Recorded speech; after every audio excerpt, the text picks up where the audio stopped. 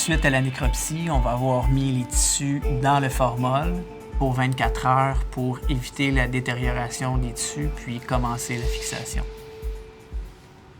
Je m'appelle Maxime Ouellette, je suis technicien en santé animale en nécropsie.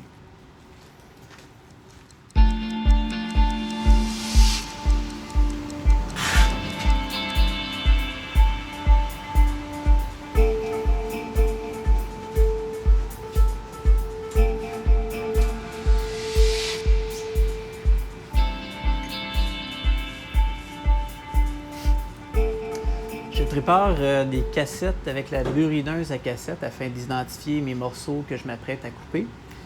Nous avons différentes couleurs pour identifier les espèces d'animaux, parce qu'on a différentes espèces. Puis là, aujourd'hui, je vais couper un code-part, je vais y aller avec la couleur bleue.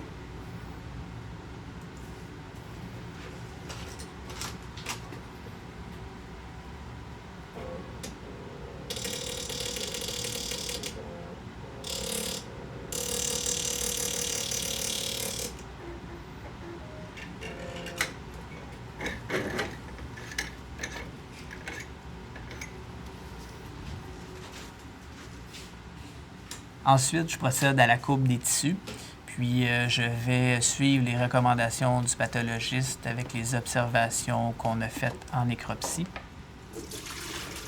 Je vais placer chaque organe dans une cassette distincte, selon un ordre ou selon un groupe d'organes. Exemple, les poumons, je peux les mettre avec du nœud lymphatique, du foie, je peux le mettre avec la rate, du rein. Toujours en mettant en évidence les masses ou les lésions.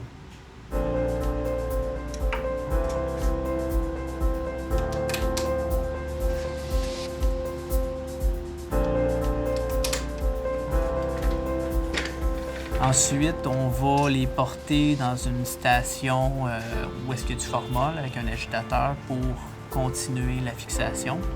Puis ça va être là-dedans toute la journée. Puis en toute fin de journée, on va les prendre pour les mettre dans un circulateur qui va terminer la fixation, accélérer la déshydratation, puis commencer dans le fond le paraffinage.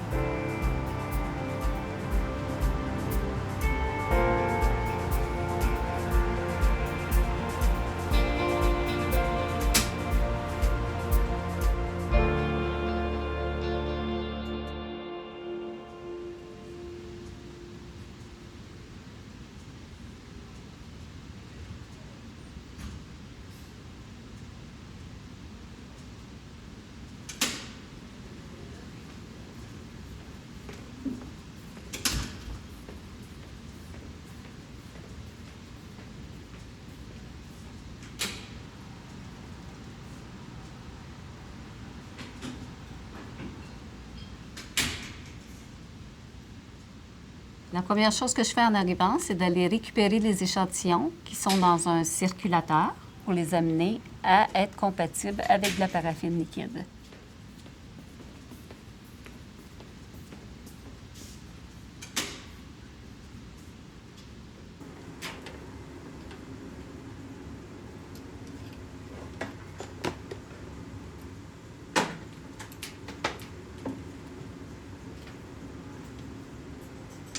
Mon nom est Jacinthe Cardin, je suis technicienne en histopathologie.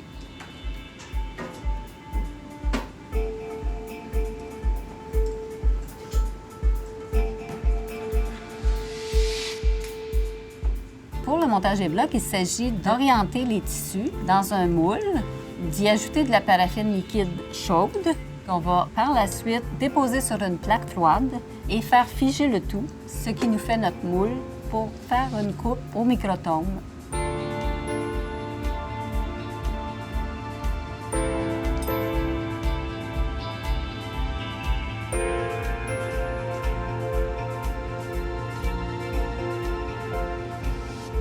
Au microtome, j'arrive à récolter un ruban de différentes coupes que je vais par la suite étaler sur un bain de flottaison pour arriver à recueillir mon tissu sur une lame de microscope.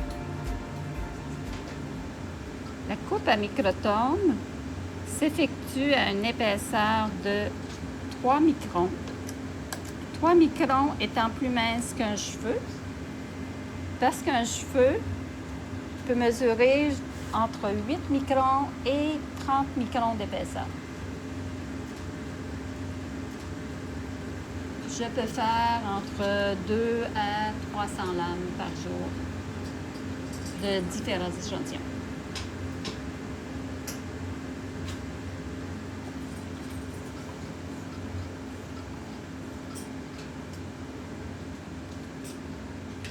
En médecine vétérinaire, les échantillons sont très différents.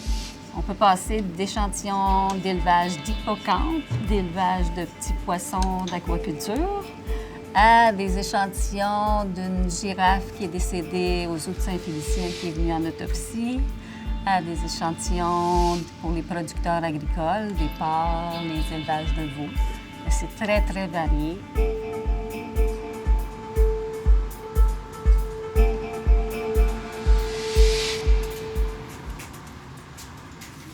Le colorateur va nous servir à faire une coloration de base pour colorer les différentes structures de tissu en 3 couleurs différentes. On colore les noyaux en bleu, par la suite les muscles et cytoplasmes en rose et les fibres de collagène en orangé.